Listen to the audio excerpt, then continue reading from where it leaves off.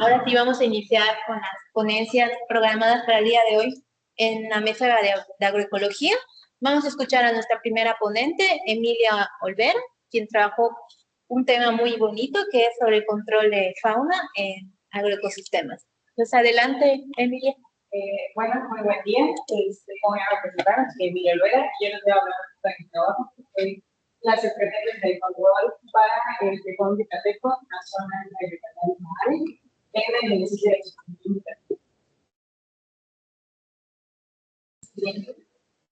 ¿Quieres que te apoye? No, sí, señora, me están apoyando acá. Bueno, siguiente diapositiva. Ya. Bueno, nosotros hablamos de la introducción, que es la milpa maya. La milpa maya es un sistema tradicional agrícola, del cual viene siendo lo que es un policultivo, que sus principales cultivos vienen desde el maíz, calabaza y frijol. De igual forma, nos va a ayudar de distintas formas, siendo un productor de alimentos para el lugar, pero también crea productos como el forraje, las plantas medicinales y la grama. Bueno, algunos conflictos que tiene la milpa maya junto con el sistema vienen siendo desde los cambios económicos, climáticos y socioeconómicos, también la falta de interés por parte de los jóvenes y la migración hacia las grandes ciudades, y pues la reducción de la vida privada, al igual que la disminución de los periodos de descanso del tiempo y por algunas plagas. Los mamíferos, ¿qué papel tienen junto con lo que es la milpa maya? Pues ellos tienen dos funciones, ya sea como controladores de insectos o pueden llegar a ser algún tipo de plaga dentro de la milpa. En algunos de ellos lo podemos encontrar como el tejón de Cateco, el venado de la blanca y el tlacuache. Bueno, nosotros vamos a mirar un poco lo que es el tejón de Cateco. Pues, por sus características, lo vamos a ver con una cola larga, que exhibe igual cuerpo robusto, patas cortas, el hocico alargado, al igual que pues su color particular que va desde el cobrizo a abajo. Algunas características que se pueden subir en el norte de Estados Unidos, en la norte de Argentina, de igual forma, pues siempre lo vamos a ver de grupos de 10, 3 individuos, siempre van a ser las mamás y los 10. Y pues los machos son más solitarios, se desplazan más de forma nocturna. Y pues son grandes, algunos de sus grandes depredadores, es el jaguar, lagartos y grillos, tienen una alta adaptabilidad con respecto a los sitios donde se pueden llegar a encontrar. Y son muy expertos en excavar y en la búsqueda de insectos, esto tiene como un contacto negativo, ya que pues afecta la estructura del suelo y puede llegar a dañar una raíz. Bueno, ¿cuál es el objetivo general? Pues es el analizar todas las prácticas de control que son utilizadas por los bomberos que tenemos derechos en Yucatán.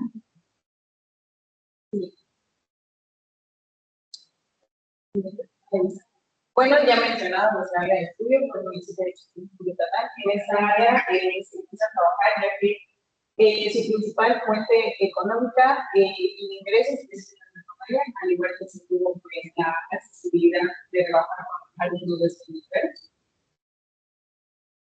Siguiente. Bueno, metodología, la estructura para que fuera un poco más fácil de entender. ¿Cómo inició todo? Pues fue colecta de información.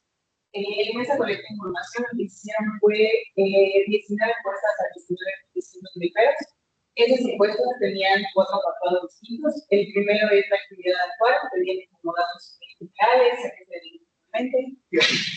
La segunda es la MIPA, la ubicación de la MIPA, qué se llama su MIPA, el área de la MIPA que la persona tenía. La siguiente es fauna silvestre, ya que más llegaba a encontrar en su vida, cómo era la interacción de la persona con la fauna. Y un último apartado, distinto especialmente para el tema. De esos 19 encuestados, se tomaron a 2 productores, con los que se estuvieron trabajando directamente. Estos productores tenían características de accesibilidad y tiempo, igual a completo para poder trabajar con ellos. La ubicación de su milpa y el equipo de control que utilizaban con respecto a los Una vez haciendo eso, se hicieron unas visitas de su hija y también se sacó lo que fue una observación participante, ya que uno de sus productores mencionó que sus cosas llegaban a construir y a preparar el limón. Entonces, se nos hizo algo característico e importante, en el que se hicieron 5 entrevistas a 5 mujeres distintas como método de bola de nieve, platicando con una y nos llevaba a otra y así se fue dando, ¿no? Y al final se hizo una presentación de resultados a los informantes clave y a las mujeres. Bien.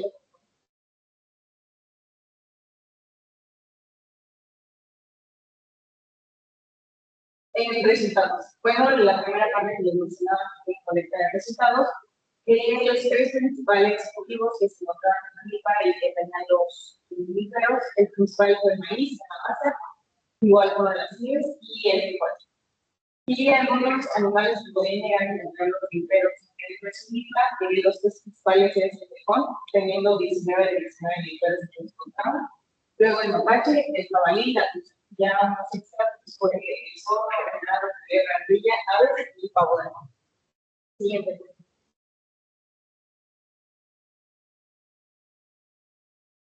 Bueno, ahora en esta parte les voy a hablar un poco más específico de las estrategias que primero que llegaban a comentar.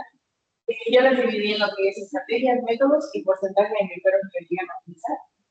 Para orientar, va desde tener para disparar con escopeta al cielo para generar ruido, llevar al perro para generar ruidos durante la milpa y dejar al perro mojado durante la noche. El cazar, ya sea con perros o con rifles. El vigilar es estar yendo a cuidar el cultivo y ya con los cultivos. Y el no hacer nada es igual, como mencionaron 2 veces, ya que uno de los mineros mencionaba que su milpa se encontraba a un costado de la carretera.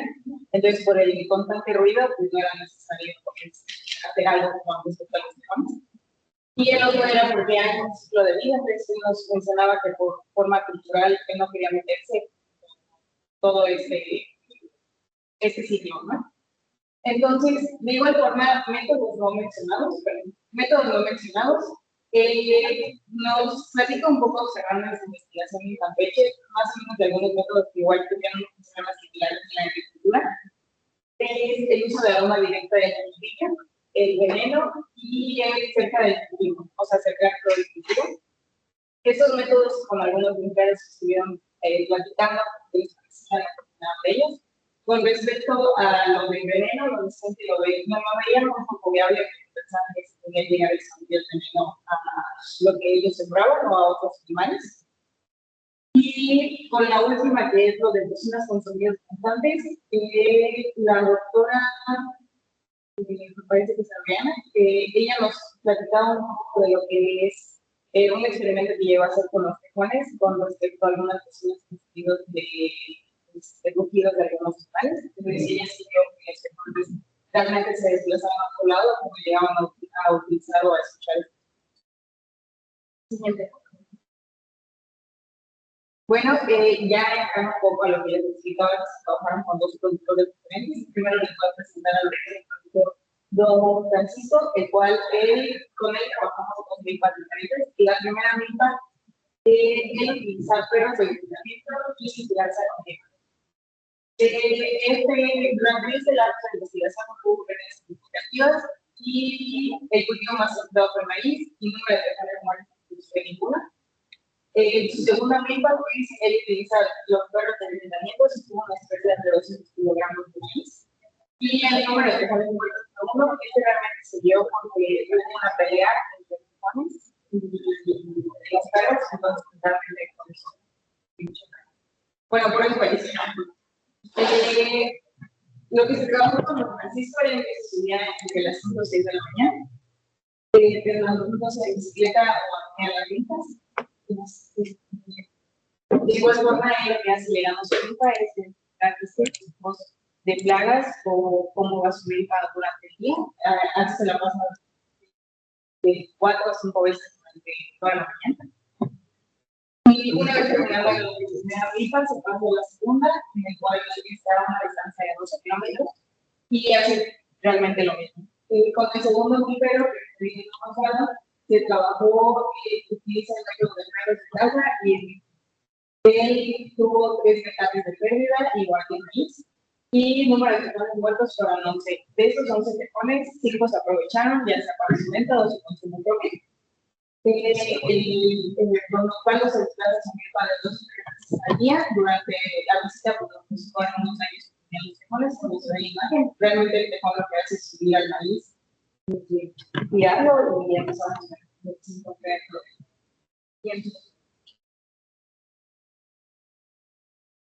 Ok, con las entrevistas de las mujeres fueron en total 5 mujeres entre los 42 y 68 años de edad.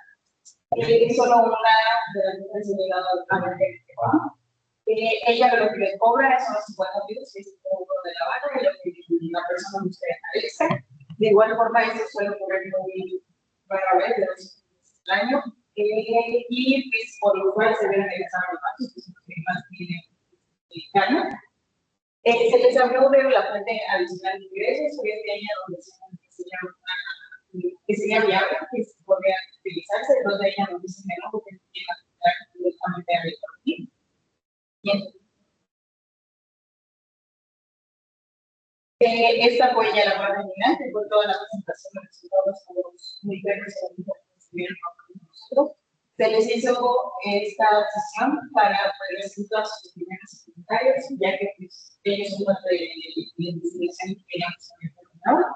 Esta fue la infografía que se les presentó, y realmente les agradó toda la presentación y así nos llegaron a toda esa información, se la llegamos a compartir. Siguiente. En conclusiones, pues los principales métodos que utilizan los psicólogos para controlar el biblioteco es el uso de perros para orientar, detergente, dispararlas con escopeta o la vigilancia continua de los sujetos. La efectividad de estos métodos varía dependiendo de el perro pueda ofrecer y lo que le funcione, ya sea la ubicación de la milpa, cuánto economía o cuánto le quiere arriesgar al método que quiere utilizar, el tiempo igual, y también pues, explorar la posibilidad de utilizar el tiempo como fuente adicional de ingresos, mediante la venta controlada de su carga.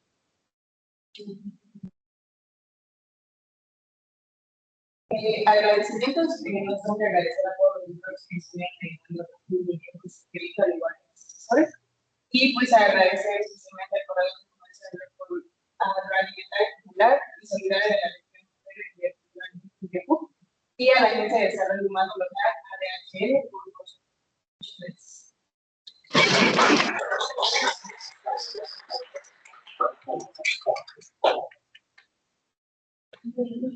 ¿Alguien tiene alguna pregunta, algún comentario sobre el trabajo de Emilia? A mí se me hizo interesante cuando ponían estrategias que ocupaba cada mipero para reducir la incidencia de cultivos, como el que mataba más, por decirlo así de alguna manera, tenía más pérdidas que el que no mataba y ocupaba otras estrategias. No sé qué opinión tuvieron los miperos cuando les compartiste esa información, o tú misma, ¿qué piensas de eso, no? Que se pensaría que a lo mejor eliminarlo se acaban las pérdidas, pero por la información parece que no es así. Y realmente es una variable por el entonces yo utilizaba el modo de perros y fue como que yo se hizo más fácil. Y el tercero como mi perro no utilizaba eso y sus libras se encontraban un poco más absorbidas. Entonces, como que esas variables, las pérdidas o no pérdidas, es bueno el punto de vista, no lo había visto de esa forma. Yo creo que hay que investigar más métodos, pero también ver las variables. Yo no me atrevo a decir que un método que va a ayudar más que otro, porque depende de muchas cosas. Entonces, lo importante pues, fue buscar que métodos que les pudieran dar, pero cómo les funciona, y al final pues, ver qué se le acomoda a cada uno. ¿Alguien más tiene alguna pregunta? ¿Comentario?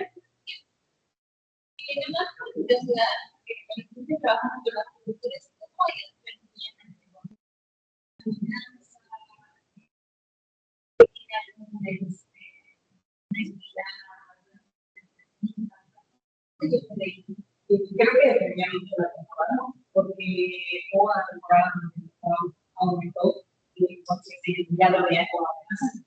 Entonces empezamos a hacer más técnicas para el mundo, pero apenas hubo otra temporada de días, entonces ya los veían como pues ya sería más realidad en vez de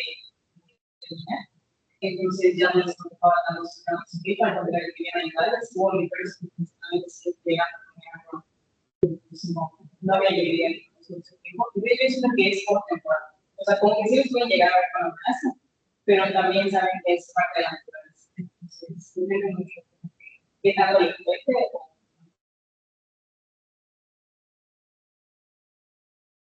¿Hay una prueba natural de que ponen los alrededores? Este jaguar es su principal, el tigrillo, sus principales depredadores, pero igual eso siento que ha aumentado la población de Pokémon por lo mismo de que son animales y en riesgo, bueno, en riesgo más bien. Entonces, es toda la cadena. Si los depredadores están en riesgo, pues no hay riesgo con los Pokémon, entonces, pero sí tiene depredadores.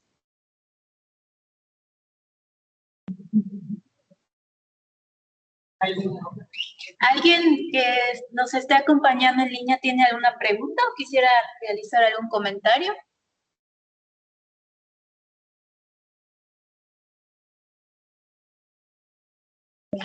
Pues agradecemos mucho, Emilia, tu participación.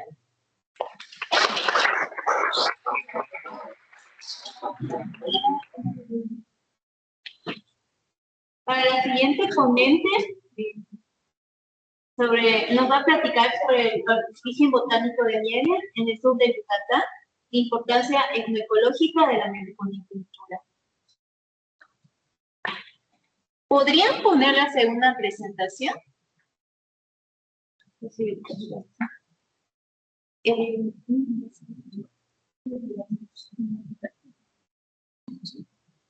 Adelante.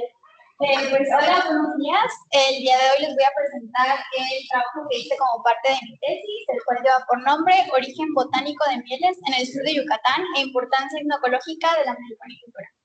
Siguiente, por favor.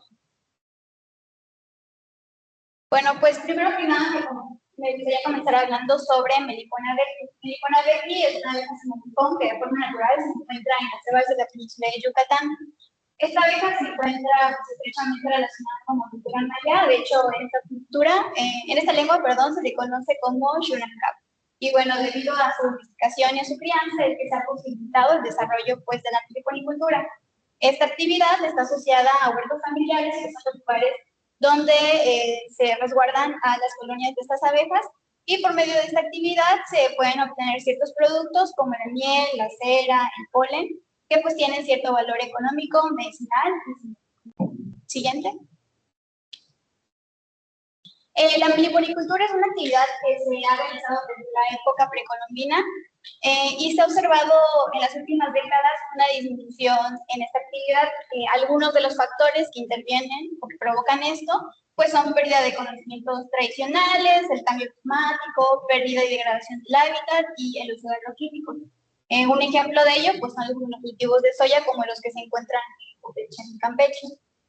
Actualmente hay un resurgimiento de esta actividad y parte de esto tiene que ver con el valor que se le ha dado a esta abeja como un polinizador generalista y también por la manera en la que se produce su miel y sus características distintivas. A diferencia de las mieles de apis, pues tienen un sabor y aroma particular, una humedad elevada, una cristalización más lenta, un sabor más ácido y pues una textura más fluida. Siguiente, por favor. Dado que se le han adjudicado propiedades medicinales, se han hecho diversos estudios y donde se han encontrado algunas características antimicrobianas, entre otras. Y todo esto depende de las propiedades físico-químicas. Estas van a depender a su vez de 4 factores principales: el origen geográfico, las condiciones climáticas y contaminación ambiental, los factores asociados a la miel o a las abejas, y el origen botánico. Este último siendo uno de los más importantes, ya que dependiendo de dónde se obtiene el néctar, pues es la composición que van a tener las mieles. Algo importante del origen botánico es que este también va a ser un factor que va a determinar pues, el precio de la miel, dependiendo si la miel es floral o floral, es decir, si proviene de varias fuentes de néctar o de una sola fuente floral. Y bueno, para saber el origen botánico y los principales recursos alimenticios de esta abeja, pues utilizan los análisis melisocardiológicos. Un aspecto importante es que estos estudios con miles de melipona abeja en la península todavía son escasos. Y por ello es que como objetivo del siguiente estudio, planteamos, siguiente por favor, pues analizar el conocimiento etnoecológico de melipona abequi y el origen botánico de la miel de colonias localizadas en huertos familiares de 4 municipios del sur de Yucatán. Lo primero que se realizó para hacer este estudio fue escoger nuestra área. Escogimos la parte sur de Yucatán, elegimos Sucacap, Maní, Ixmuehuac y Chaxinquín. Para esto, pues, verificamos que haya actividad apícola y que haya, pues, meliponicultores en esta zona. Algunas características que tienen estas áreas son los porcentajes altos de densidad, inseguridad alimentaria, rezago social, pobreza, clima cálido húmedo, con lluvias en veranos, y pues el tipo de vegetación que predomina pues es la selva mediana cifolia. En cuanto a la metodología que se siguió, siguiente por favor, se realizaron visitas a los meliponarios durante febrero del 2022. Durante cada visita se realizaron encuestas y recorridos en los huertos. De esta forma, podíamos obtener información sobre el manejo que se hacía en cada meliponario y sobre los recursos florales que se encontraban en los huertos familiares. Durante la visita también se hizo una colecta de las muestras de miel, aproximadamente 50 mililitros. Se guardaron en frascos de vidrio y fueron almacenados a temperaturas bajas hasta que fueron analizados. Algo importante durante las visitas fue que se les pidió a los meliponicultores que identificaran, que clasificaran su miel con una coloración. De esto nos basamos en una tabla publicada por Ramos y Pacheco en el 2016, que es una publicación del CIATEC sobre producción y comercialización de miel en México. Entonces, cada meliponicultor identificó el color de su miel y pues lo anotamos para posteriormente pues, analizar. En cuanto a las muestras, lo que se siguió fue una metodología propuesta por Bonder Oje y colaboradores en el 2004. Para esto lo que se hizo fue extraer el polen por medio de centrifugación y decantado. Posteriormente se hizo una cetólisis con una mezcla de ácidos para pues, definir mejor los tipos polínicos y poder identificarlos correctamente. Y pues finalmente pues, fueron observados al microscopio óptico. Para la identificación de estos tipos polínicos se utilizaron varias referencias bibliográficas. Una de ellas fue la flora palinológica de la Reserva de la Biosfera de Siancán, y también se utilizaron la colección palinológica de, pues, el herbario de la Wadi. Y finalmente lo que se hizo fue un conteo de polen, tomando en cuenta la clasificación del Lobiaus y colaboradores 1978, y esto prácticamente para identificar si los tipos polínicos eran predominantes, secundarios, de importancia media, y o traza. Siguiente, por favor. ¿Qué fue lo que se encontró en este estudio? Lo primero, pues, es una incorporación de las mujeres en la meliponicultura. Se encuestaron a 10 meliponicultores, 6 de ellos fueron mujeres, y parte de que haya como que más mujeres es debido a que todos pertenecen a una asociación, ya sea la Fundación Legorreta o a las cooperativas. En el caso de las cooperativas, estas fueron impulsadas por proyectos como Educampo, en un proyecto denominado En Pro de la Mujer. Otro aspecto que pudo haber favorecido la incorporación de las mujeres a la meliponicultura es que en todos los meliponarios se identificó que predomina el uso de cajas unificadas. Estas pues son mucho más ligeras que los jóvenes y pudieron favorecer como que haya más pues incorporación de la mujer en actividades productivas como lo es la meliponicultura. También encontramos un creciente interés por practicar la meliponicultura, ya que todos los meliponicultores tuvieron un máximo de 8 años en esta actividad productiva. Y todo este edad coincide con la edad en la que, con los años en los que ingresaron a cada asociación, ya sea su fundación o su cooperativa. Entonces puede ser que el interés se deba a este respaldo de asociaciones que los han acompañado pues durante su proceso de capacitación en esta actividad. Otro factor que pudo haber favorecido este interés pues es el incremento del valor comercial de la miel. Hasta mediados de 1990, la miel tanto de Apis como de Melipona se consideraba igualdades en precio. Hoy en día se sabe que ambas mieles son diferentes y bueno, la miel de Melipona ha llegado a costar hasta 30 veces mucho más que la miel de Apis, ¿no? En cuanto a los productos de colonia, como la miel, el polen, la cera y demás, pues son utilizados tanto como autoconsumo como para venta. En el caso de la cooperativa, pues ellos tienen una propia marca denominada Yalcap y lo pueden vender de forma individual o mediante su marca, ¿no? Siguiente, por favor. También derivado de la encuesta encontramos que no se registró el uso de ningún agroquímico en los huertos familiares. Como podemos observar en esta gráfica, el número de especies que estuvieron disponibles en cada huerto osciló de 20 a 60. En general, entre todos estos huertos familiares se encontraron un total de 90 especies. Estas fueron clasificadas en 38 familias y podemos observar que unas de las más variadas fueron Fabaceae, Lamiaceae, Rutaceae, Zapotaceae y Cucurbitaceae. Siguiente, por favor. En cuanto al conocimiento de los meliponicultores sobre los recursos florales que aprovecha Melipona, ellos identifican 27 especies florales donde la aguja pues se acerca a pecorear, es decir, a obtener sus recursos de néctar o de polen. Y de estas 27 especies que ellos mencionan, 18 ya han sido registradas en estudios previos. Algunos de los más importantes son el chacá, el siliché, el achiote, la lipia, el jabín y el tajonal. Algo importante fue que de las 27 especies que ellos mencionan, 9 se encontraron en los análisis melisopaninológicos que se hicieron a las muestras obtenidas. Estas 9 especies son el siliché, el guano, el xandol, el balché, el jabín, taxín, chacá, siliché y el tajonal. Siguiente, por favor. Bueno, en cuanto a la coloración que ellos pudieron clasificar, todos concordaron en que esta coloración iba a depender de los recursos florales donde se acercaba la abeja para obtener pues, el néctar, ¿no? 5 de los meliponicultores clasificaron las muestras de miel con un color blanco y esto lo asociaron a bejucos, cítricos y tamarindo. Y otros 5 meliponicultores clasificaron esta miel con un color extra blanco y lo asociaron al jabín. Y bueno, después de realizar los análisis melisopaninológicos, encontramos que los recursos florales asociados al color coinciden parcialmente, porque en el caso de los mieles que fueron clasificadas como blancos, no se encontraron tipos polínicos pertenecientes ni a cítricos ni a tamarindo, y en el caso de las mieles que fueron clasificadas como extra blanco y asociados al jabín, sí se encontró presencia de tipos polínicos pertenecientes al jabín, pero una frecuencia relativa menor del 45%. Entonces, pues, para que pueda ser una miel unifloral de jabín, pues tendría que tener pues un mínimo del 45% de frecuencia. Entonces, pues, por esto es parcial. Siguiente, por favor.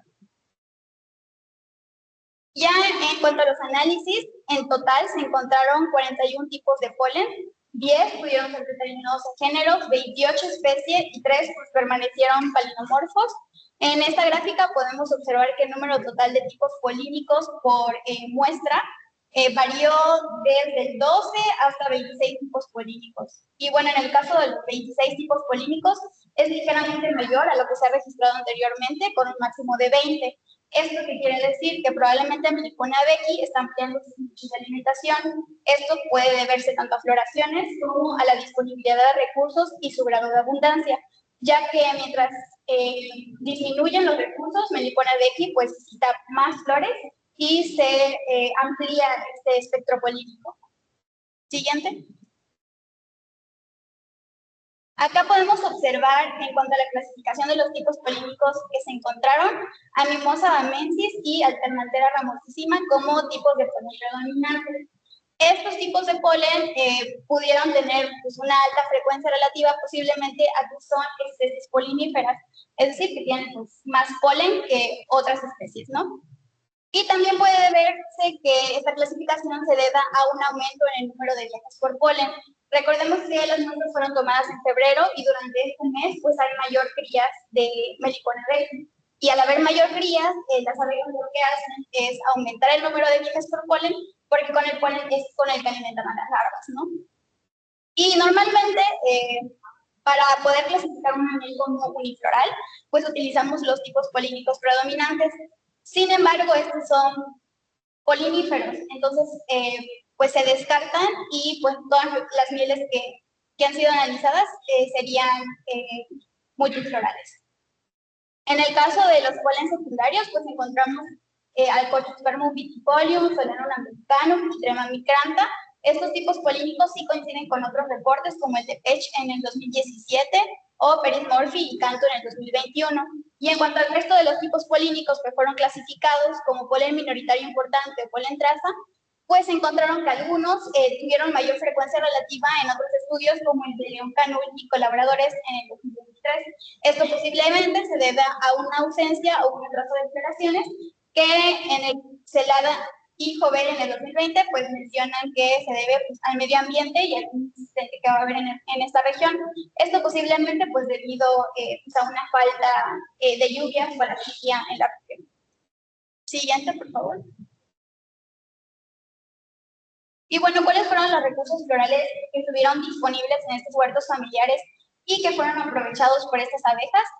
Encontramos a 9, el guano, el mapulis, el chacá, quipiché, balché, y blanco, javín, siché y canchulú. De estos 9 podemos observar que el blanco pues, es el único que se puede catalogar como cultivo y todos estos 9 presentan frecuencias relativas menores al 15%. Esto quiere decir que no son principales recursos nectaríferos de Melipona becky. Sin embargo, pues al considerar que los recursos florales van a estar distribuidos de forma irregular en la naturaleza y que la dinámica de búsqueda de alimento y los periodos de floración pues van a variar y van a depender del cambio climático, del uso de agroquímicos y sobre todo, considerando que esta abeja pues tiene un rango de vuelo menor a 2 kilómetros, pues es importante conservar no solo las selvas, sino también los huertos familiares, ya que ambos son hábitats complementarios que van a proporcionar recursos a estas abejas. Siguiente.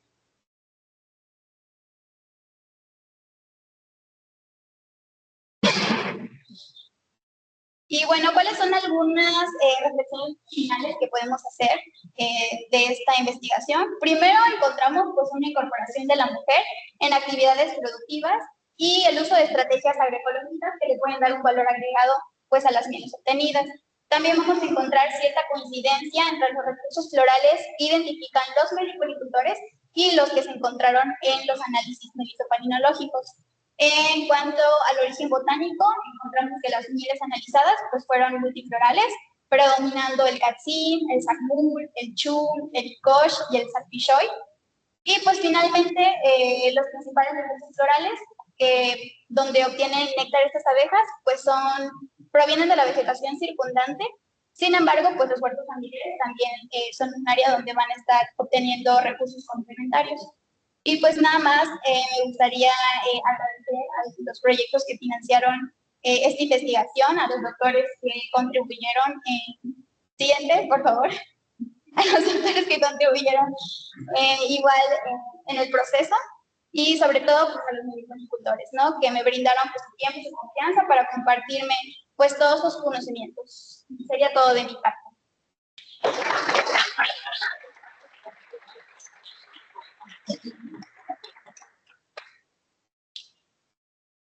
Muchas gracias, Astrid. ¿Alguien tiene alguna pregunta o comentario?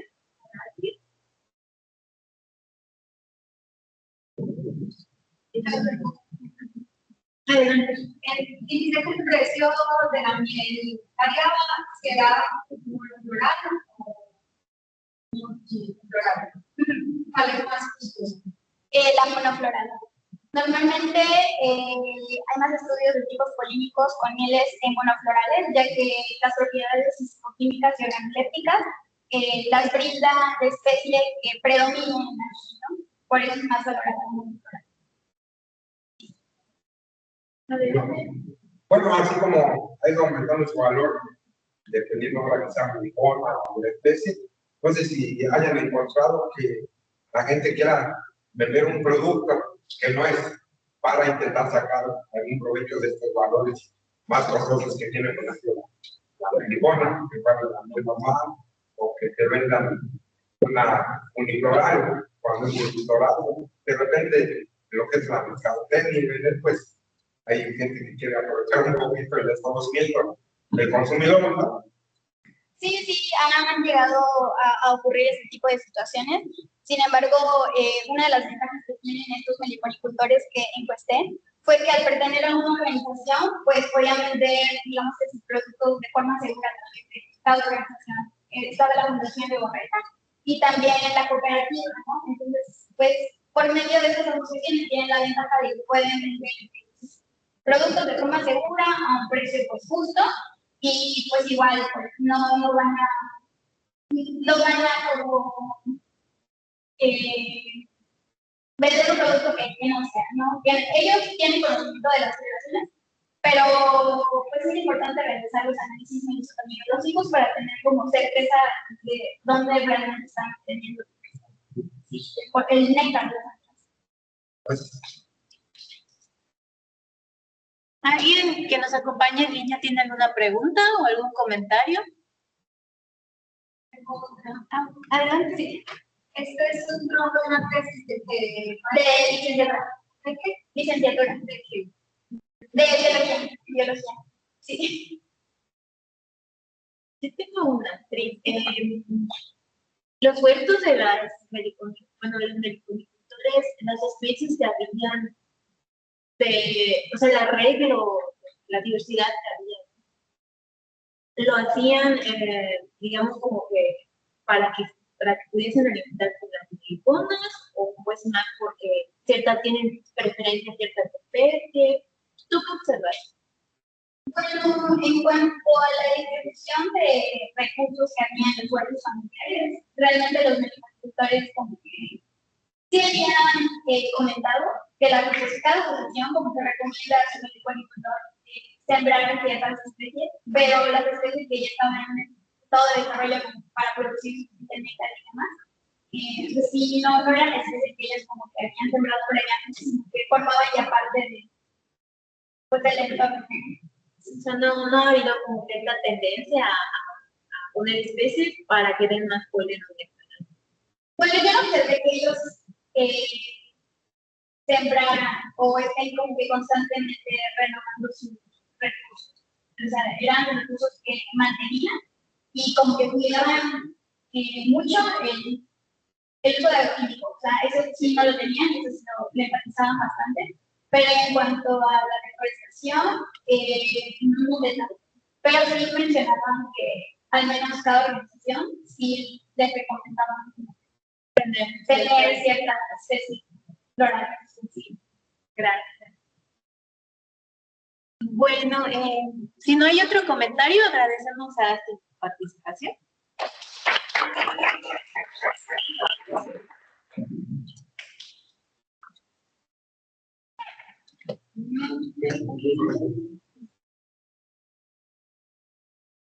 ¿Está bueno?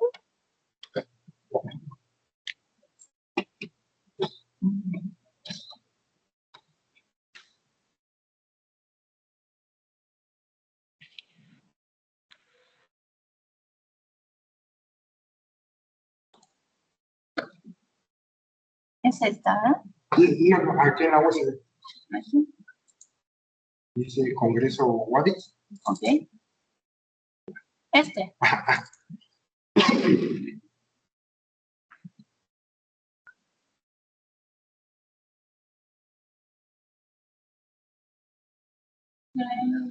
¿Lo ponemos así ya comparte pantalla? Sí, es para estar completo. ¿De acuerdo con Sí. ¿Está bien? Sí, es que la cámara está por aquí y ahí está la voz. Perfecto. Pues buenas tardes. Primero que nada, muchas gracias por recibirnos en este espacio de formación tan importante que es la UAN, ¿verdad? Nosotros mismos de soy Juan Manuel Castro, soy ingeniero en agroecología, egresé del Intercultural Maya de Quintana Roo, quizá algunos de ustedes la conocen, tengo Maya Morelos. He vivido bastantes años entre Ixmegua, Peto, Solcuta, Mérida y demás, así que me considero pues peninsular de corazón, ¿verdad? Muchas gracias también al Congreso por recibirnos cuando vino la primera convocatoria. No sabíamos si aplicaban a nosotros. ¿En qué sentido? Decían investigadores, jóvenes investigadores, estudiantes y demás, y la verdad es que de momento no caíamos en ninguna de esas categorías, ¿no? Somos jóvenes de corazón internamente, pero según el INEC y demás, hasta los 29 años eres un joven. No estamos haciendo meramente una labor de investigación, no estamos en una universidad o en algún centro especializado, sin embargo, hacemos investigación en campo, ¿vale? Yo vengo de la CONENADR, que es la Comisión de Recursos Naturales y Desarrollo Rural de la Ciudad de México. Y antes de comenzar con la presentación, quisiera hacer dos preguntas generadoras para ponernos un poquito en contexto, ¿vale? Esta pregunta. ¿Alguien de ustedes sabe qué es una certificación, a grosso modo? Bueno, y para los que no, pues es un esquema, un proceso que busca garantizar, ¿no? Las prácticas, en este caso, que desarrolla la gente en el campo. Y no sé si ya alguien ha visitado la Ciudad de México. ¿Sí la conoces? Entonces, ahí viene la preguntita. Tenemos tres opciones. En relación con cuánto tiene la Ciudad de México de campo y de ciudad. La primera alternativa. ¿Quién piensa que la Ciudad de México tiene 30% de campo y 70% de ciudad? ¿Cuáles son las otras dos? La Ciudad de México tiene 20% de campo y 80% de ciudad. Y la otra es, ¿quién piensa que la Ciudad de México tenga 60% de campo y 40% de ciudad? Me quedo con la segunda. Con la segunda. Con la primera. Con la primera. El 30% por lo menos. ¿Qué creen? 60. En este caso, afortunadamente, la Ciudad de México está conformada por 40% de lo que conocemos como la zona urbana y la ciudad, y 60% que es el pueblo de conservación, lo que está constituido por bosques y toda la zona rural de la Ciudad de México. Entonces, conforme a ello, en la CONENADR estamos desarrollando un ejercicio de certificación agroecológica para poder avalar todo lo que aún se produce en esta mayoría que aún la ciudad es rural. ¿Vale? La que sigue, por favor. Para contextualizar un poquito, la sesión la vamos a dirigir de esta manera. La primera parte va a ser el contexto, es decir, el Centro de Conservación de la Ciudad de México, que es donde desarrollamos nuestra labor, y el programa de Bienestar, que es un programa público y forma parte de una política pública, además, ¿vale? La segunda parte ya vamos a entrar en lo que es la norma ambiental, que es lo que marca la certificación agroecológica y la propia certificación, para posteriormente pasar a resultados y acreditar. La que sigue, por favor. Suelo de conservación en la Ciudad de México. ¿Qué es el suelo de conservación en la Ciudad de México? Como les comentaba acá abajo, es este 59-60% del territorio de la ciudad que aún mantiene un estilo de vida rural y los recursos naturales que dan el soporte ecológico y alimenticio a la mayor parte de la Ciudad de México, ¿vale? Está conformado por 7 alcaldías, que son la alcaldía Tlalpan, Tláhuac, Milpalta, Xochimilco, Álvaro Obregón, Coajimalpa y Magdalena Contreras. Es interesante recalcar que existen 3 tipos de posesión de la tierra en lo que es el suelo de conservación. Hablamos de ejido. ¿Quién es que se imaginar que en la Ciudad de México también existen ejidos? Hablamos de comunidades y hablamos de la propiedad privada. Y más allá de eso, es interesante saber que el 70% del suelo de conservación está conformado por territorios ejidales y comunales. Es decir, tenemos inmensidad de pueblos originarios, rurales, compartiendo con esto que pensábamos que era puro gris, que era la Ciudad de México, ¿vale? Algunos ecosistemas, bueno, los 3 ecosistemas más importantes que vamos a encontrar en la Ciudad de México en el suelo de conservación y por lo tanto donde está inserta la labor rural es bosques, pastizales y humedales. Aquí tenemos una graficita un poquito más bonita que nos da un cambio de información y vamos a hablar en ella, en la que sí lo vamos a ver también. Bueno, la importancia del estudio de conservación para la Ciudad de México es amplia. Lo podemos reducir más o menos en 3 términos, ¿vale?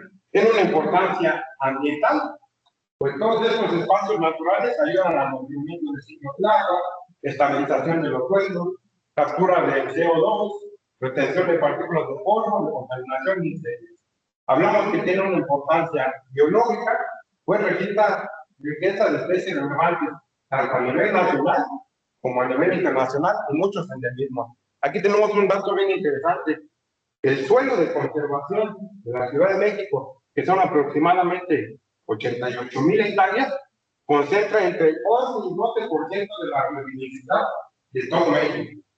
Pero todavía más importante, concentra el 2% de la biodiversidad a nivel mundial. ¿Vale? Solamente las 7 alcaldías que conforman el suelo de conservación de la Ciudad de México. Y también tiene importancia socioeconómica porque es la base del desarrollo de los diferentes pueblos, ejidos y comunidades. Suministran materias primas para la industria de la transformación, preservación del patrimonio cultural, aparte que son sitios con aptitud para el turismo y la recreación. Lo queremos reducir hoy, tomar desde esta frase. La superficie de la Ciudad de México y su creciente población depende de la conservación y restauración de este suelo de conservación. Y claro, está sujeto a muchas presiones, ¿vale? A la creciente de la mancha urbana, a la contaminación de los recursos naturales, a la tala de deforestación ilegal, ¿no? Y un montón más de cuestiones que nos hacen como determinar y seguir en lucha para seguir protegiendo el suelo, ¿vale? La Ciudad de México tiene 2 tipos de suelo, o 2 que se determinaron en el programa general de la comunidad. Tiene este 40% que es urbano y tiene este 60% que es rural, ¿vale? Donde pues las prácticas están determinadas por el tipo de suelo que tenemos. Y rápidamente, pues bueno, marcando la mente hace unas funciones que la que sigue, por favor. El programa del Tren del Bienestar. El programa del Tren del Bienestar es una estrategia que desarrollamos por parte del gobierno de la Ciudad de México y es una estrategia que es una política pública del impulso a la agroecología. Más o menos cómo está compuesto, pues no nada más en la certificación agroecológica. Tiene 5 componentes principales. Bienestar para el bosque. Hay poblaciones que no necesariamente tienen una vocación rural, si no tienen bosques de vino, encima de más, les dan cierto aprovechamiento y también es muy útil por los servicios que ya tenemos ¿no? Entonces ahí se desarrollan unos esquemas de acá que se hace referencia a las áreas de restauración y conservación comunitaria. Es decir, no es necesariamente el gobierno que está haciendo la labor de cuidar y conservar. Es que fomente y promueve, pero son las comunidades las que siguen haciendo este resguardo de sus espacios. Tenemos el programa Ciudad de México, que es un símil de proyecto federal. Tenemos Bienestar para el Campo. Tenemos el esquema de facilitadores del campo, que es donde engloban a todo el equipo técnico que da atención a las comunidades, y el desarrollo de capacidades para el bienestar rural, que es donde vamos nosotros a nivel ejecutivo profesional campo para poder hacer una buena labor con la gente en campo, ¿verdad? Cabe recalcar que el programa cada año beneficia a alrededor de 9,000 productores y productoras de todas las conservaciones de la Ciudad de México. Y se congregan en CAPS, que son comunidades de aprendizaje campesinos, que son asistidas por técnicos sociales, productivos y promotores agropecuarios y agroecológicos, con los cuales vamos conformando un gran equipo todas estas comunidades, ¿vale?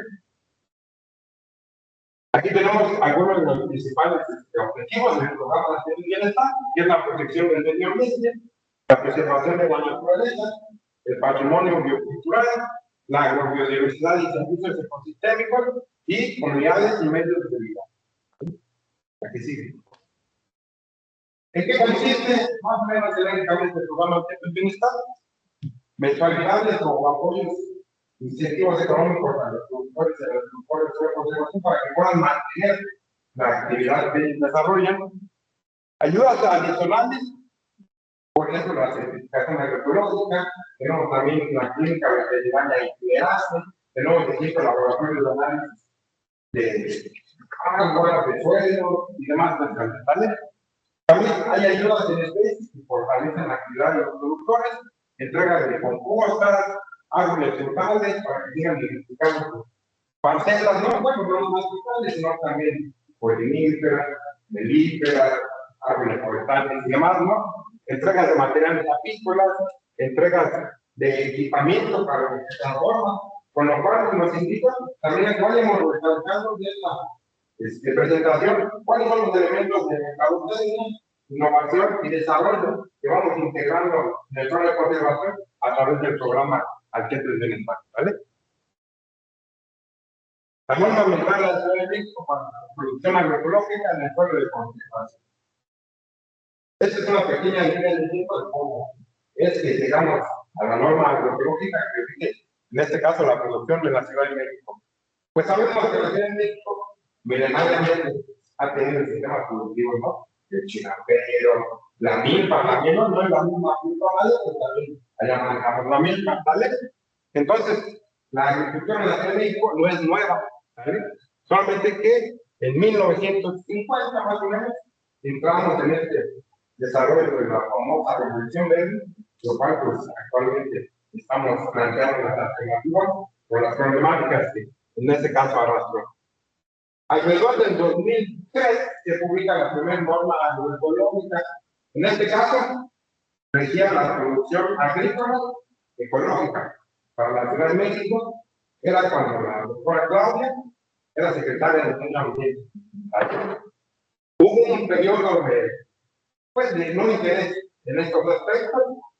Entonces, hasta el 2019 fue que se retomó esta política pública. ¿Cómo se retomó? Con la modificación de esta norma.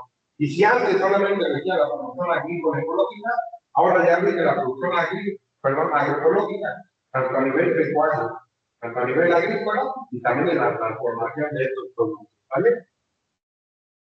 La actualización se hizo alrededor del 2019 y se publicó en el 2021 en la Gaceta Oficial de la Ciudad de México. ¿Por qué se hizo esta actualización? Porque los territorios son dinámicos. Entonces, no encontrábamos las mismas problemáticas ahora que en el 2003, cuando se publicó esta primera vez.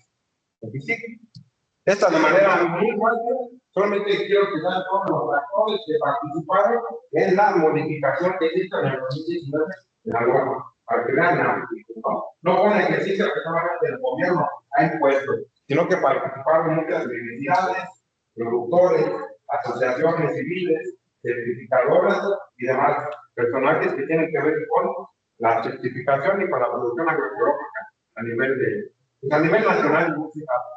Aquí sigue.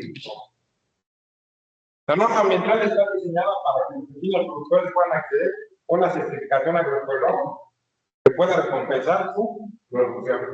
Sabemos que los productores no pueden acceder a certificaciones, en este caso con orgánica y demás, por los pocos pros, porque no eran viables en pequeñas superficies y demás.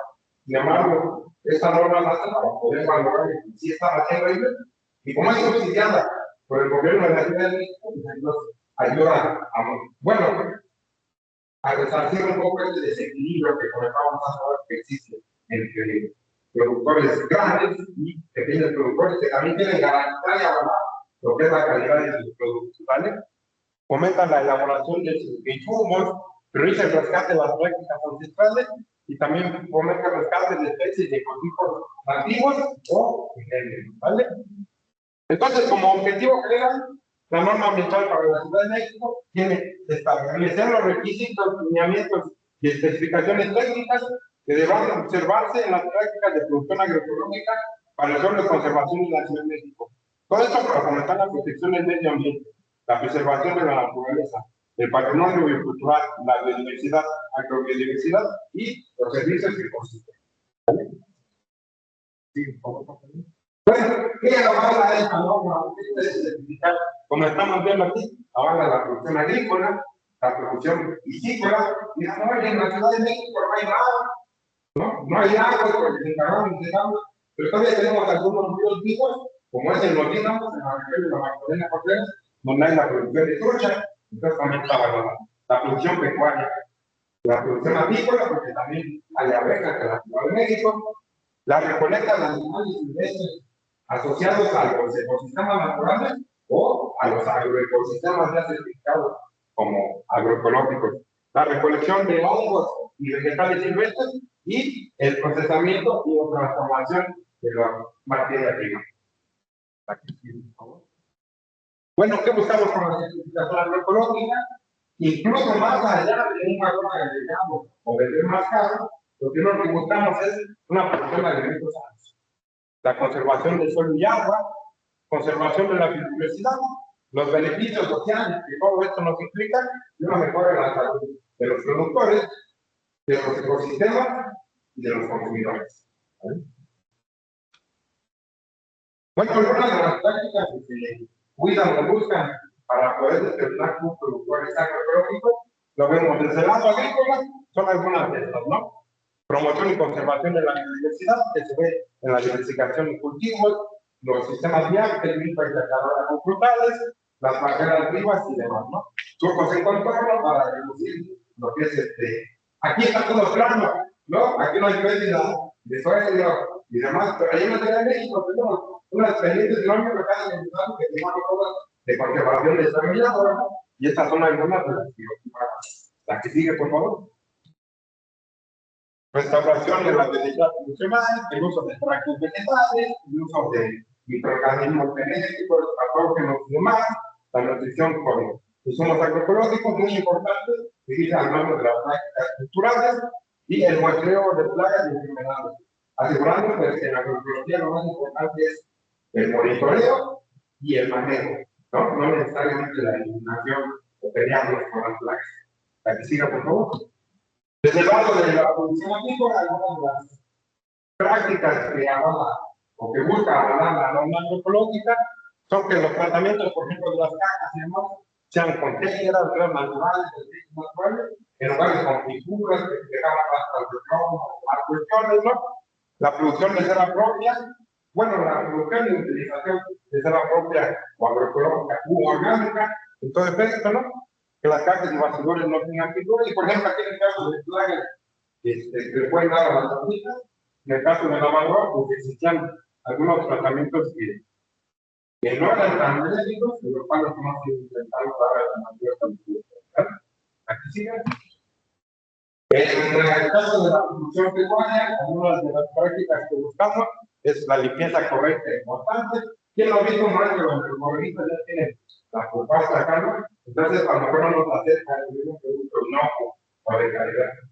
Y sobre todo también nos enfocamos en lo que tiene que ver con el bienestar animal y sus 5 libertades y necesidades sexuales. Entonces, eso es lo que nosotros vamos buscando encontrar en las unidades de producción para poder determinar que tienen potencial para ser certificados como agroecológicos. Que siga, por favor. En el caso de la transformación y procesamiento, pues no les vamos a tratar una norma, ¿no? Esta norma ambiental, de certificación agroecológica de carácter local, también se debe regir por otras normas y otros reglamentos que existen, pues de manera más general, ¿verdad? Por ejemplo, lo que tiene que ver con especificaciones generales para los vegetales, ¿no? Los colores y señales de seguridad y higiene que deben llevar los espacios para el procesamiento de los productos, ¿no? Y, por ejemplo, la norma ambiental, perdón, la norma oficial mexicana que habla sobre las prácticas de higiene para el proceso de alimentación, ¿no? Aquí sigan, por favor. ¿Cuál es el procedimiento en general para la evaluación de esta norma?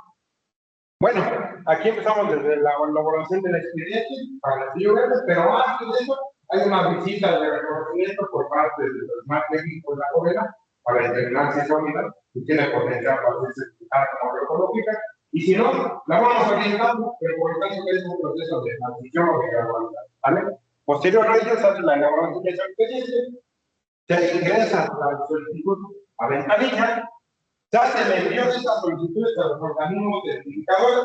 Cabe recalcar que de momento la norma agroecológica se rige o es una certificación de tercera parte, Por lo tanto, participamos con algunos organismos certificadores como el CEPIMEX, Mayavío, Certiagro, Omesega, Kima, lo que nos da neutralidad también. Porque no podemos ser nosotros principales, nosotros damos asistencia técnica, les damos insumos, les damos diario por eso. Entonces, si nosotros mismos los identificamos, digamos, pues qué chiste tiene así, ¿verdad? Entonces, para hablar un poquito también de neutralidad, es que nos apoyamos de nuestro organismo. Posterior de que se les mande el expediente, ellos realizan una visita de inspección, evalúan, y ya conforme eso, ellos determinan si el productor o la unidad productiva ya recibe el certificado a proveedor mismo o se queda en un proceso de transición o de gradualidad. ¿Por qué no es participativa y por qué no es orgánica esta certificación? Hasta ahora, el tiempo que conllevaba generar el mecanismo a iniciar la administración. En el 2019 comenzamos con este ejercicio. El hecho de conformar los comités y demás para hacer, en este caso, un sistema participativo de garantía implicaba bastante tiempo. Sin embargo, desde la administración pública tenemos poquito tiempo, es una forma más rápida de poder iniciar este proceso, ¿verdad? Pues hacerlo desde esa parte y apoyarlo estos otros organismos y ya lo que normalmente se dedica a ello, ¿verdad? Actualmente la certificación orgánica participativa en México, enmarcado por la LTO, la Ley de Producción Orgánica, dice que si es un sistema participativo de garantía, los productores solamente pueden vender en un punto determinado al que esté como afiliado a ciclos. Y nosotros lo que buscamos es que los grupos agroecológicos pudieran llegar a una gran diversidad de mercados, ¿vale? Y la norma agroecológica pues es adecuada al contexto del suelo y conservación de la Ciudad de México, porque fue modificada y hecha pues para las realidades que se viven. ¿Y sigue, por favor? Resultados de la implementación de la norma ambiental. Aquí también queremos aclarar que es un ejercicio vivo, ¿vale? No se ha terminado y tampoco es que los resultados están incompletos, más bien que es un ejercicio vivo y vamos avanzando y por eso los resultados pues, se van modificando constantemente. Pero más o menos tenemos la fortuna de decir que actualmente se tienen 427 productores certificados en todos estos sistemas productivos que ya vimos hace ratito, ¿vale? 63 en cada. ¿Qué quiere decir? A lo mejor nos cumplieron alguna práctica, no tenían registros completos y demás, pero no los desechamos, por decirlo de alguna manera, si tienen el potencial, los encaminamos para que puedan resarcir esas problemáticas y a lo mejor los 15 años, en 2 años, ellos ya puedan obtener lo que es el certificado agroecológico, ¿sale? De estos 427, 372 son agrícolas, 40 son apícolas, 16 son pecuarios y 27 son de transformación. Yo sé que a veces quizás los números que ya se transformación no es necesariamente cuadro, pero es que hay algunos que nosotros conocemos como alcances. Y si un productor ya tiene certificado su parte agrícola, pero a la vez transforma como los de la masa y no hacen la alegría, pues la transformación la consideramos como una certificación nueva, y más bien es un alcance de ese señor que ya tiene certificada su producción primaria, ¿vale? También ahorita estamos renovando la certificación agroecológica tiene vigencia de un año, sin embargo, como hemos estado ahí desde el programa gubernamental, se ha apoyado a los compañeros a la inscripción, podamos renovarlo y de año en año también de manera gratuita, igual seguir ejerciendo como productores agroecológicos, ¿sale? Aquí sigue con todo. Aquí tenemos un poquito más o menos de los sistemas que han sido certificados, ¿vale? Maíz en milpa, tenemos alrededor de 95 hectáreas, nopal alrededor de 56 hectáreas, amaranto 5 hectáreas, ornamentales. Aquí tenemos los volúmenes de producción y más o menos un estimado del valor total de producción.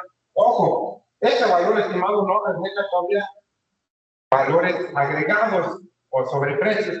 Pero lo que queremos dejar ver es que de por sí la producción ya tiene un alto margen de productividad, ¿vale? Entonces, cuando vayamos buscando estos mercados o encontrando estos espacios que nos diferencian, entonces estos números pues, todavía pueden.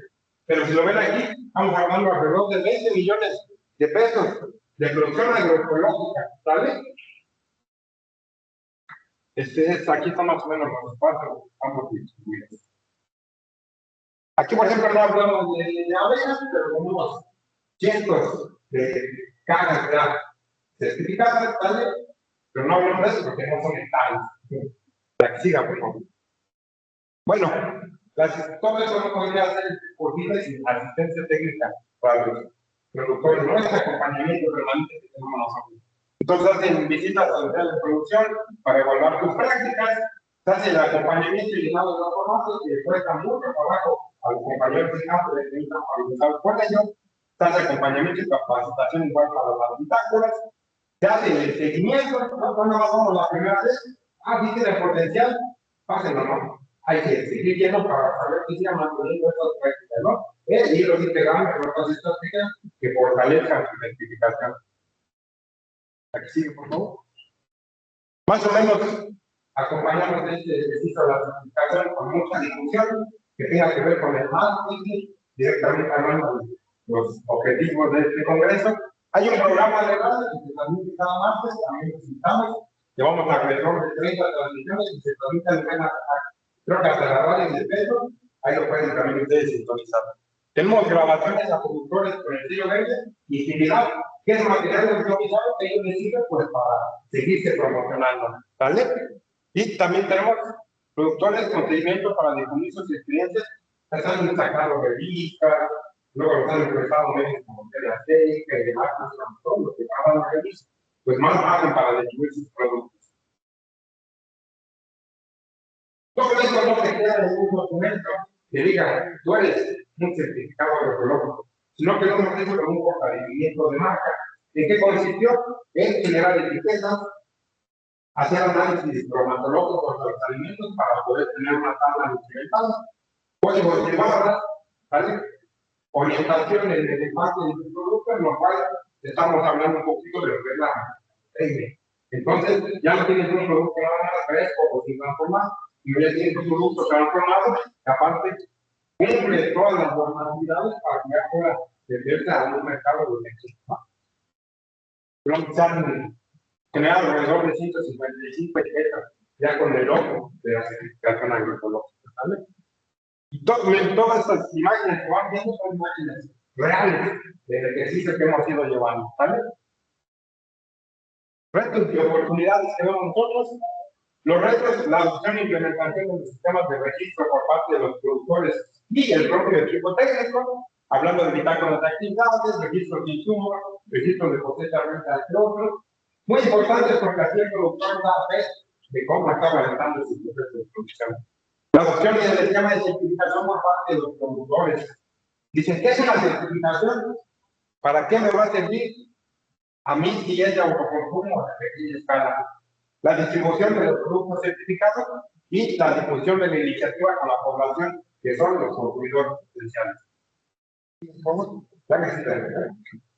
Algunas recomendaciones que nosotros tenemos, que el objetivo principal de la certificación o distintivo agroecológico sea la producción y consumo de alimentos sanos y no inmediatamente el sobreprecio o valor agregado.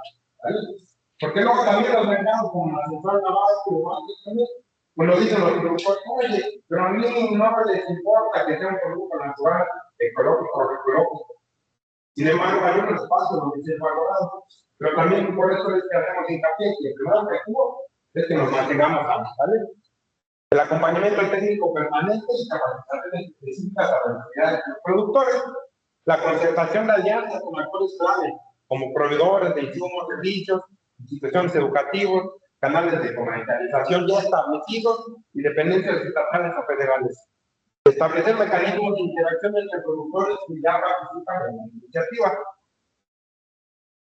Esta imagen, por ejemplo, el año pasado se desarrolló la Conferencia Internacional de Agroecología en el estado de Oaxaca y nos fuimos con un stand y con un par de productores para poder exhibir todo lo que se está haciendo en la ciudad. Ya como participamos en la jornada, este año en la jornada por la agroecología de la Universidad de Chamino.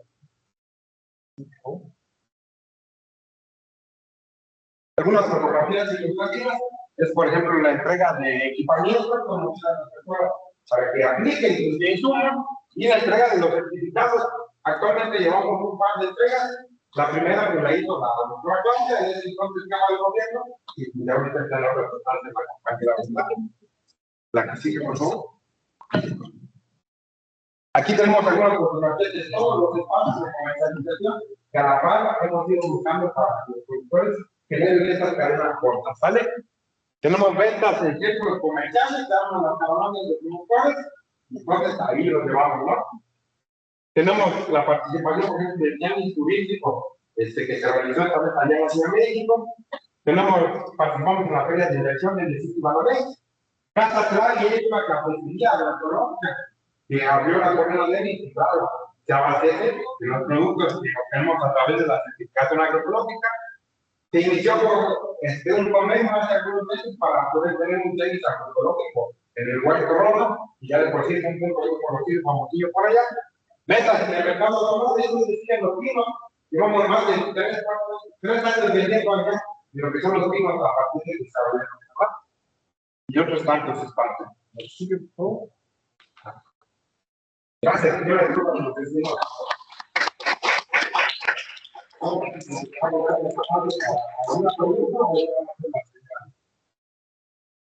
No, si hay espacio para preguntas, aprovechemos si alguien tiene preguntas. Acá, ¿cómo vemos si alguien tiene preguntas? Creo que por allá hay una manita levantada. Tiene que tener un organismo para poder ser un certificado. En este caso, los organismos con los que trabajamos deben de estar dados de alta ante la EMA, que es el Plan Mexicano de Acreditación. Después de llevar un proceso de una inspección que es evaluada por la EMA, hacer el pago de algún alcance, porque ellos tienen que evaluar, por ejemplo, la ley de productos orgánicos, la CUCHE y otro tipo de certificaciones. Entonces son profesionales en eso, lo que tienen que hacer es echarle una limita a la norma, ¿no? Lo que necesitan hacer ellos es acreditarse ante la EMA para poder participar como certificadores. ¿Alguna ¿Otra pregunta? ¿Cuánto es el personal que está trabajando en la iniciativa?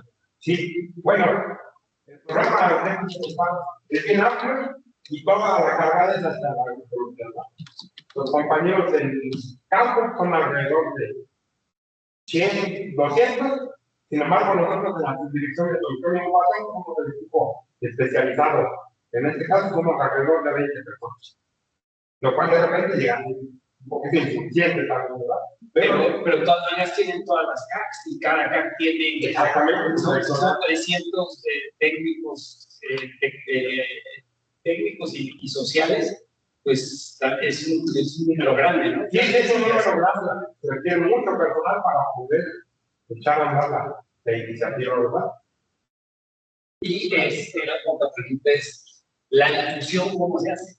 Sí, bueno, la difusión, primeramente por medios digitales, cada productor se encarga también, vemos carretillas en la plaza de algún pueblo y el productor pone su certificado agroecológico y ya también está dando difusión. Tenemos el programa de radio, las entrevistas por medio y todas estas caravanas comerciales que a la par de vender, solamente estamos haciendo difusión de la que es la cultura ecológica y la participación también en estos tipos de medios nos ha ampliado bastante lo que es la difusión de la certificación agroecológica. Yo tengo una pregunta. Mencionaste lo que ya se trabajó en las aquí en Mérida ya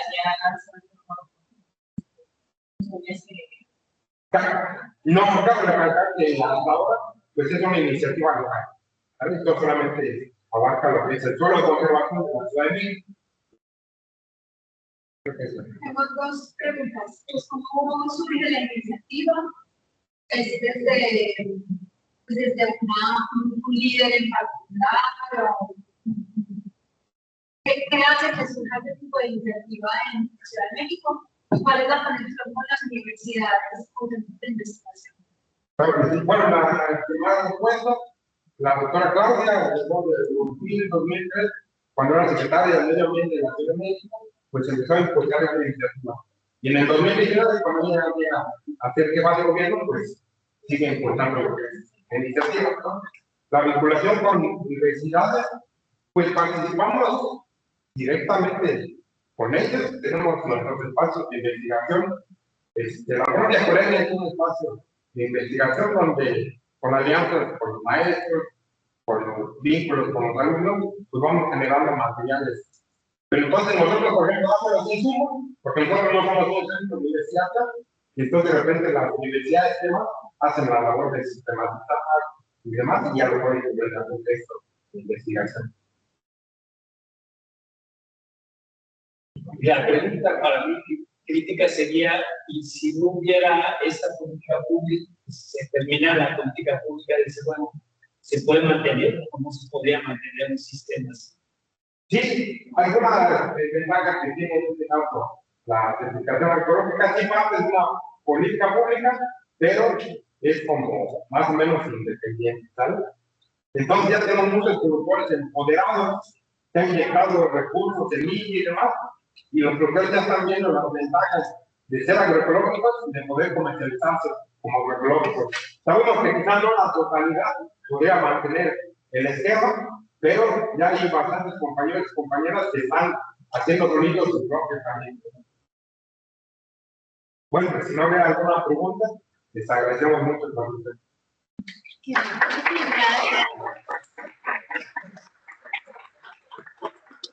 Bueno, pues nomás ya para terminar, tratar de ligar las tres pláticas que tuvimos el día de hoy. Yo voy a empezar, creo que al revés. Hay dos sistemas que son patrimonio mundial de la humanidad en México. Uno son las chinampas, vaya, el otro la milpa maya. Cuando lo pongo en este contexto, son los pueblos originarios, en mi caso pues son los chinampanecas, parte de los aztecas, que desarrollaron un sistema impresionante que son las chinampas, y acá es la misma maya, son los mayas yucatecos, y es la misma maya yucateca la que está municipal. Cosas bien contrastantes, pero vemos, por ejemplo, en la parte de plagas en Ciudad de México, sí hay, pues seguro que también las hay, pero nada como en un lugar donde todavía mantenemos una gran biodiversidad, como es toda la península de Yucatán, en donde todavía hablamos de mamíferos que pueden ser plagas y no mamíferos roedores como podrían ser ratas, otras cosas, en este caso, el polvo. Una cosmovisión también bien diferente, porque si es una plaga, pero es una plaga como entrecomillada en el sentido que, y lo dijiste muy bien, Juan, de que no tratan de erradicar a la especie, ¿no? Sino tratan de manejar, controlar. Y lo que nos presentó de la primera familia es, pues, visiones bien diferentes de los mismos productores, que a pesar de que le están dañando, ellos reconocen que es parte de equilibrio ecológico el tener estos animales que desafortunadamente por otras acciones, como es ya no estén los depredadores, pues empiezan a volver una plaga. Pero además de esto, que también cada vez hay menos gente dedicándose a la misma, que es otra de las circunstancias. Y por el otro lado, nos presenta de nuevo un sistema donde hay mucha diversidad y cómo sobre todo mujeres, empiezan a retomar una práctica que ya tenía tiempo para producir una miel con ciertas características. Y esas características que además son valoradas tanto tradicionalmente como por la sociedad actual. Lo que creo que falta, y que en esas anda un grupo también trabajando, entre ellos colaboran, es lo del sistema participativo de garantía. ¿Por qué? Porque eso da entrada y de ver de qué manera se puede volver, y esa sería una pregunta, ¿se puede volver una política pública o no se puede volver una política pública? Porque si se pudiera tener el apoyo, y es ponerlo en la balanza también, ahorita que se arranca un sistema participativo de garantía, ayudaría a tener una política pública para que permanezcan. Y creo que el gran reto es cómo le hacemos para que lo que estamos haciendo en la agroecología vaya a permanecer, independientemente de quién esté en el gobierno, de las universidades. Sí tienen que entrar los productores. Yo creo que hay una serie de instituciones y para mí queda como el gran reto de todo esto, cómo hilar estas cosas en donde tenemos prácticas tradicionales tan importantes como es la meliponicultura, donde tenemos una cosmovisión también importante, donde el productor concibe que puede haber animales que lleguen y consuman parte de los alimentos, pero también como convencemos a los políticos de que apoyen para poder tener estos cambios. Y algo que es importante, y solo preguntaba, es de qué manera lo conoce la sociedad en general, ¿sí? Por eso lo de la difusión, ¿no? ¿Cómo le hacemos para difundir y que llegue a los consumidores y que el consumidor sea un aliado en todos estos procesos? Porque en el momento en que el consumidor pida productos agroecológicos y pida que estén con alguna certificación y reconozca esa certificación, creo que vamos a cambiar muchas de las cosas y que además todos los que estén en ese movimiento agroecológico sean quienes protegen que sean productos agroecológicos. No recuerdo quién preguntaba que si con la miel habían hecho que si no había alguien que quisiera hacer una trampa, ¿no? Es interesante la pregunta, porque yo todavía no he visto a alguien que me quiera vender miel y por aquí. Pero que se puede dar, se podría ver. La única cosa es que si no lo protegemos entre todos, es donde se puede empezar a cambiar todos estos procesos, ¿no? Yo les agradezco a los tres ponentes, creo que ha sido enriquecedor la parte agroecológica, y sin más, pues cerraríamos la sesión. Pues de nueva cuenta, muchas gracias. La verdad es que yo creo que, pues, lo que presentaste, como que vino a hilar todo, ¿no? Las buenas prácticas, una forma de tal vez certificar las prácticas. También no es la información como tal, pero tiene que tener igual etiquetas, información. Entonces yo creo que fue un día muy provechoso para todos.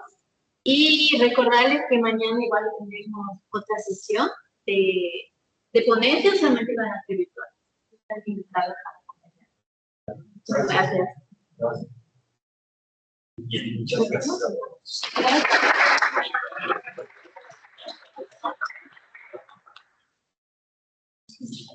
¿Qué creen que la miel, no? Pero tenemos como 50 productos que vamos allá de la miel, ¿no? Lo que son labiales, cremas. A ver, acá están los. Exactamente, y estos son los. Luego también se pueden ir fortalecidos. Las palillitas, las canales. Pero aquí no, aquí son expertos. Por las pieles. Ya te hice la verdad. Sí.